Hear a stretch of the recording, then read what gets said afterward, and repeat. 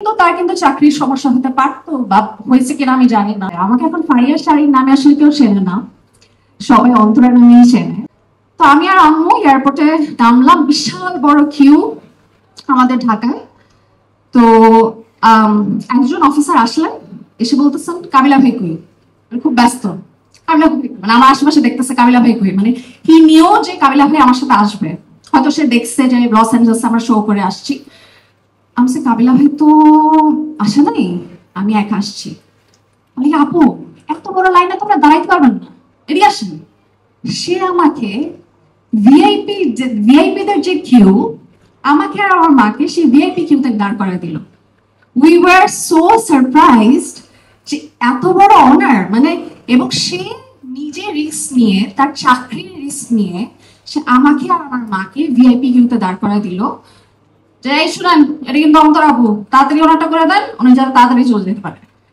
ভাই চিন্তা করেন, মানুষের ভালোবাসা কোন লেভেলে না গেলে সে কিন্তু তার কিন্তু চাকরির সমস্যা হতে পারতো বা হয়েছে কিনা আমি জানি না, বাট কতটুক রিস্ক সে নিয়ে, কতটুক ভালোবাসে সে আমাকে, আমার ক্যারেক্টারটাকে, সেই রিস্কটা নিয়ে আমাকে ভিআইপি কিউতে দাঁড় করায়। আমাকে 5 মিনিটের মধ্যে আমার সব কাজ রেডি হয়ে গেল এবং আমি আর বের হয়ে গেলাম। And my mom, she was so proud that day. আমার কান্না আসতেছে। আম্মু স্মাইলড এন্ড সেড, তুমি কিছু হইছো আসলে, এতদিনে তুমি কিছু হইছো। আমরা প্রথম থেকে চাইতাম না যে তুমি কাজ করো, বাট এখন মনে হচ্ছে মানুষ তোমাকে কত ভালোবাসে। So I am so grateful to my audience. And Omi ভাইয়ের কথা তো মানে বারবার বলবো, thank you so much for making me Antara and giving me a new name, new identity.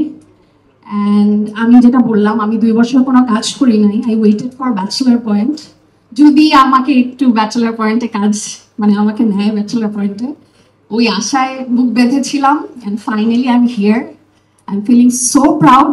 Thank you so much Omi ভাই। আশা করছি এবার সিজন 5-এ আমরা ফাটিয়ে দিব, যেটার ফুল ক্রেডিট গোস টু অমি ভাই। And I feel really proud about that. And আমার মনে হয় ব্যাচেলার পয়েন্ট আমাদের দেশের একটা প্রাইড। আমি মনে করি একটা নাটক, একটা সিরিজ কিভাবে এত জনপ্রিয়তা পায় এবং এতগুলা সিজনে আসা কিন্তু চারটেখানি কথা না। কাজল আরিফিন অমি ইজ দ্য ম্যাজিশিয়ান। মানে আমি, আমার শুরুটা হয়েছিল লাক্স চ্যানেলের সুপারস্টার থেকে।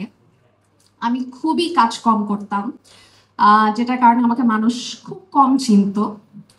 বাংলালিংকের ব্র্যান্ড অ্যাম্বাসেডার ছিলাম, ওইটার সুবাদে একটু চিনে ছিল।